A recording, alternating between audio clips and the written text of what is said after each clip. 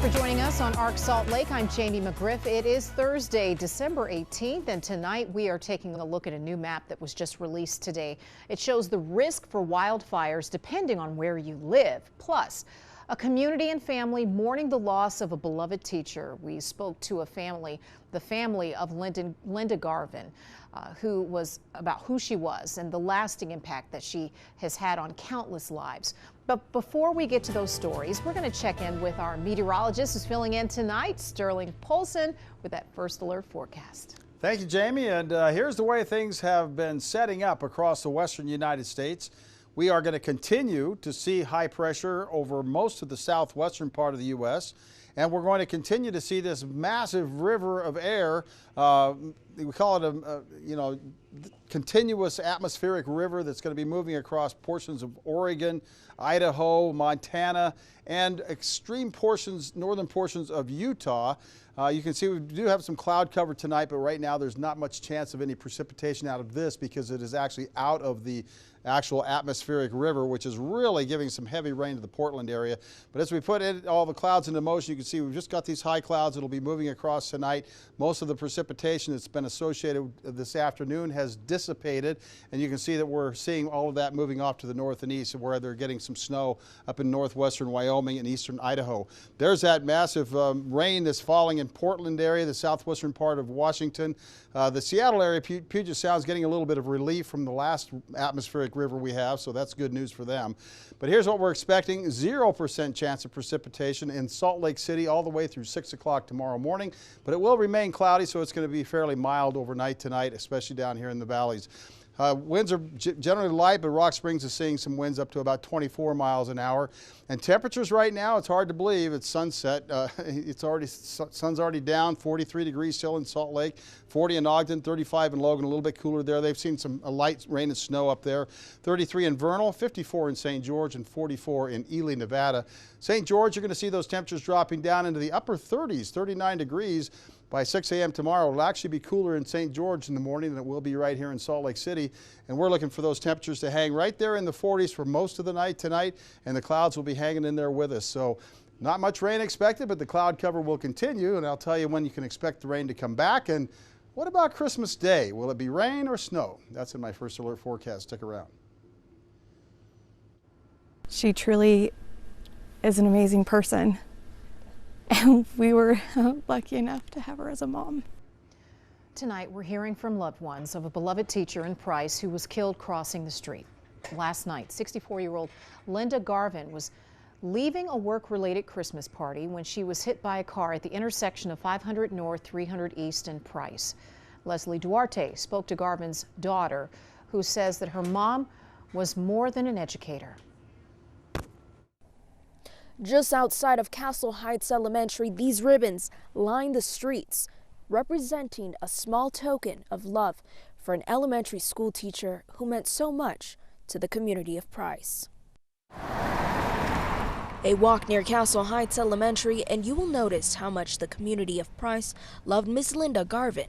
The purple ribbons and the signs for an elementary school teacher of more than 20 years. There isn't a better tribute that I can think of that she would love. Her husband, Daniel Garvin, of 46 years, also an educator, says she was my best friend, still is, my eternal sweetheart, my adventure buddy, the person I look up to. Linda also leaves behind 7 children, many of them also teachers, and 32 grandchildren. I want her to be remembered for the person that she is. She is an amazing mother. But beyond that, to hundreds of students who she taught. She loved her children in class every year. It was a new group every year, but within such a short period of time, they just became part of her family.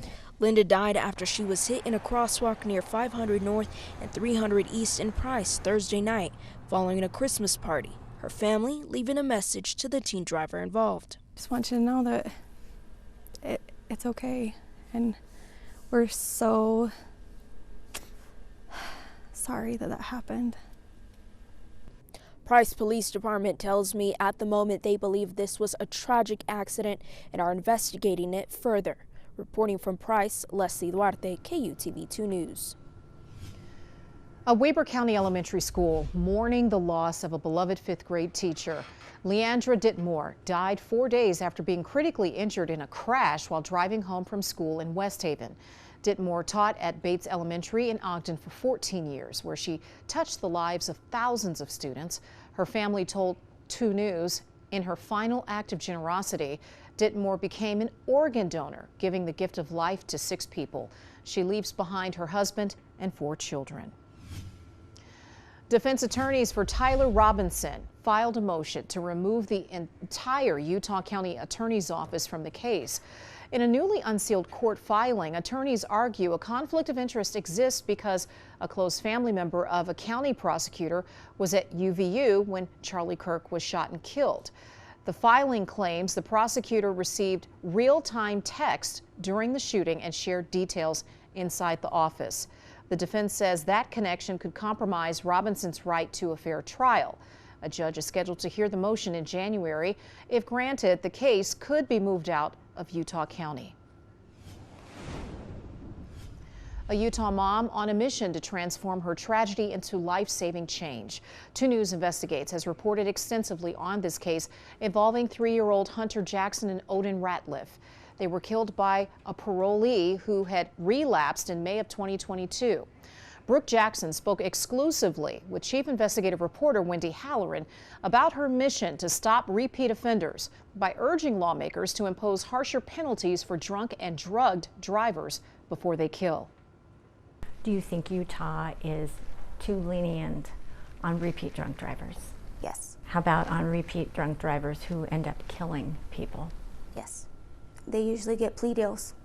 That teaches them nothing. It's if you say you're sorry, whether you mean it or not, okay, that's enough. That's a slap in the face for victims' families. Her 2 News investigation airs tonight on 2 News at 10.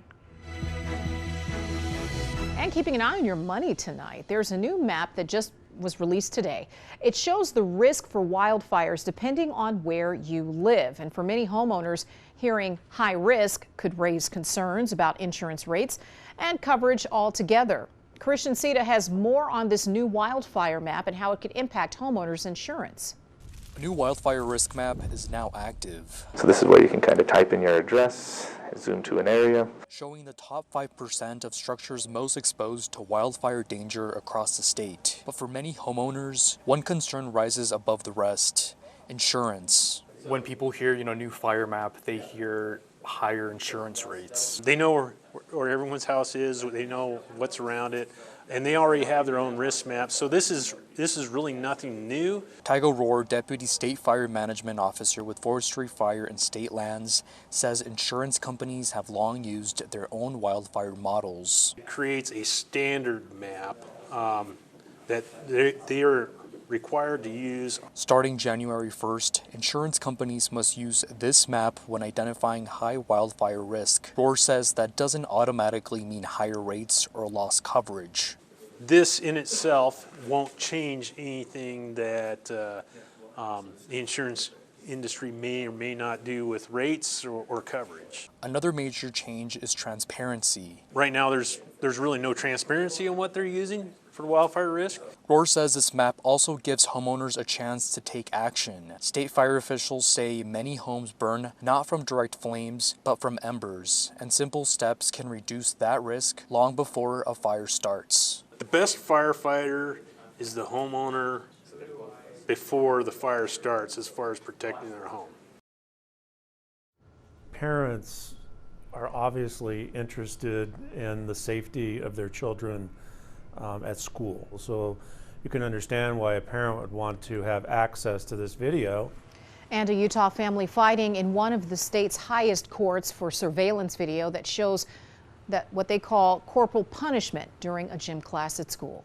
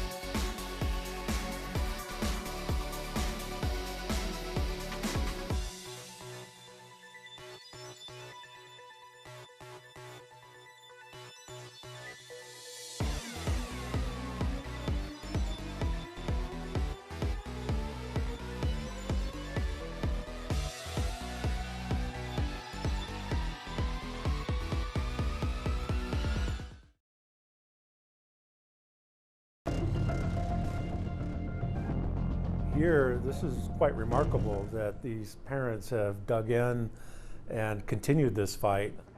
Parents in Sevier County have been fighting for a copy of a video for years now. They say the clip shows excessive exercise being used as a form of punishment inside South Sevier Middle School. Brian Schnee has been covering this exclusively for the last few years. It's a case that has now reached Utah's higher courts. The parents in this case have won their case on multiple levels already, but Sevier County continues to use thousands of taxpayer dollars to fight the release of this video, begging the question, what's actually on the tape?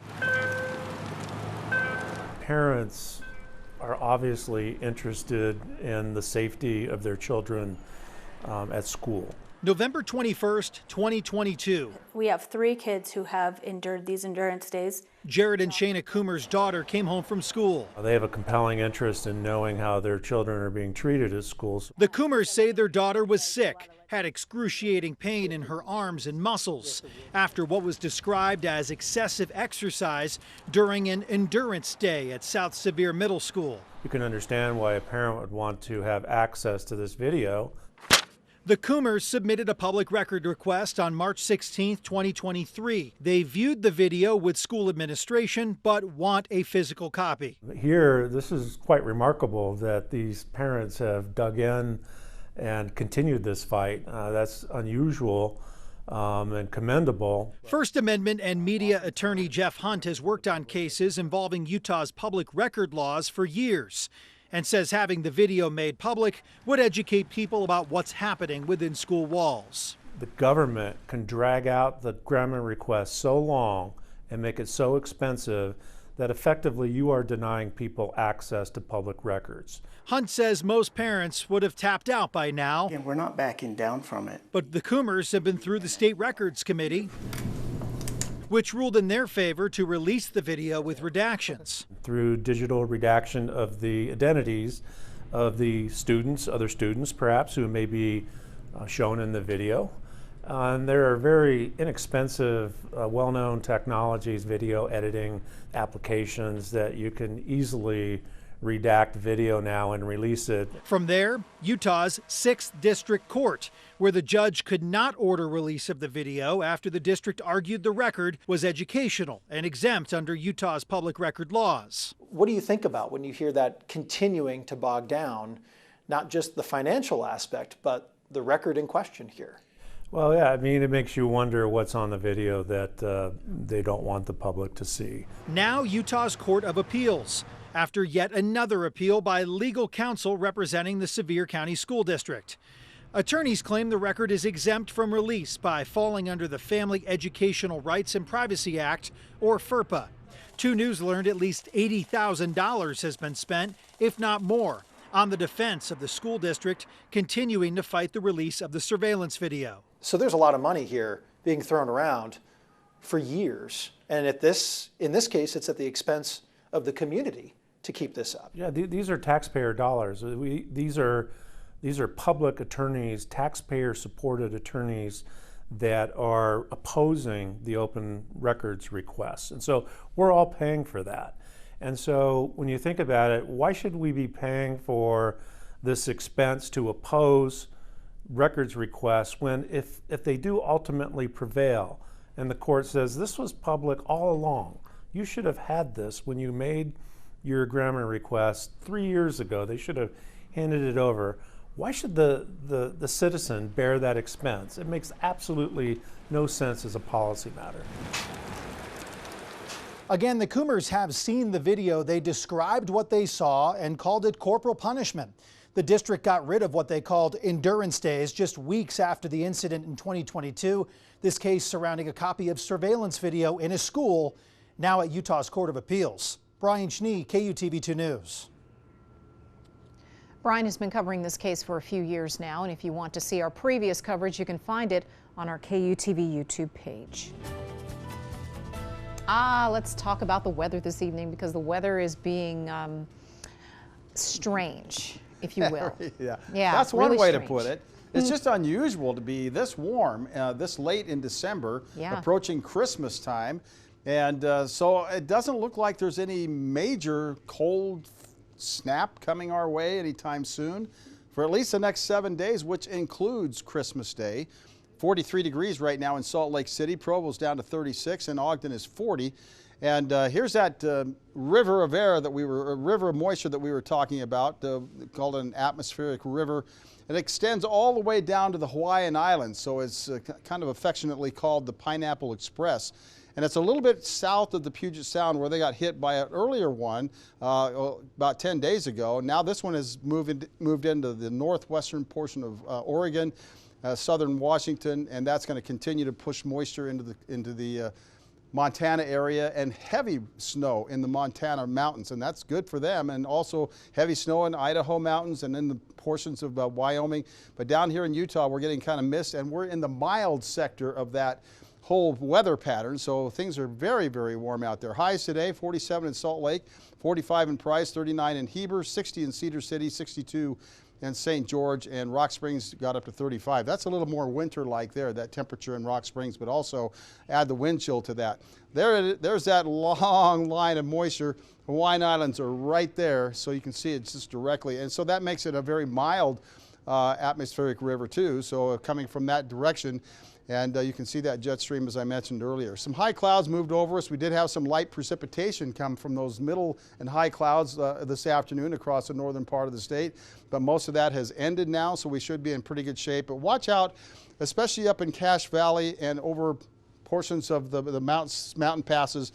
Watch out for any black ice that may have formed from that light precipitation that occurred earlier this afternoon. Here's a look at future track. It takes that moisture off to the north and east, and then this is overnight. This is 4 a.m. The clouds fill back in again, so we could get some more light precipitation tomorrow morning, but temperatures will still be in the 40s, so it will be in the form of rain. I don't think it'll be heavy rain. And then another cold front approaches and comes through the Wasatch Front Friday evening, bringing more showers, although this latest model run is a little less heavy on the shower activity here along the Wasatch Front, but more heavy snow to our north up in Idaho and portions of Wyoming. You can see the mountains will get probably some pretty good snow here along the Wasatch Front, but it is kind of fizzling out a little bit. Then we start to see some moisture coming in from the west, so that could be interesting as we move into Saturday. But Christmas is coming, and I don't think it's still going to be cold enough to be snow by Christmas Day. So 36 degrees in Nephi, 36 in Richfield, 37 in St. George tonight, and highs tomorrow right back into the 50s. In fact, 57 in Salt Lake City, 63 in St. George, and this doesn't seem to end. So let's take a look at the 7-day forecast for you. 63 in St. George, 64 on Sunday, 65 on Monday. We shouldn't be going in the upward direction. We should be going down, and we're in the upper 50s Wednesday and Thursday with a slight chance of showers as that moisture comes in more from the west than from the northwest. Salt Lake City, look at those 50s. We're up close to 60 again on Tuesday, if you can believe that. Windy conditions on Wednesday with a slight chance of showers, and Christmas Day should be windy, cloudy, and some light rain showers. And we'll be back right after this.